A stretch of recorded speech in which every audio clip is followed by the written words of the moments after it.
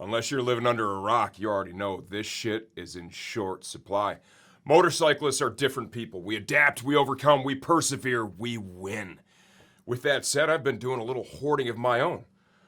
I've got cloth shop rags to wipe my ass and brake cleaner to clean my hands. Enough to get me through any quarantine.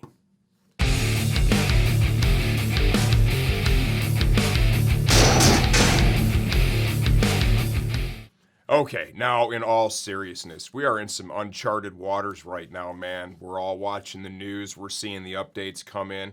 Hell, I'm about to go out to a local bar to get my last drink, belly up to the bar for a couple weeks, because they're closing those bitches down at 3 o'clock today. I got 2.5 hours left, and I'm shooting this video.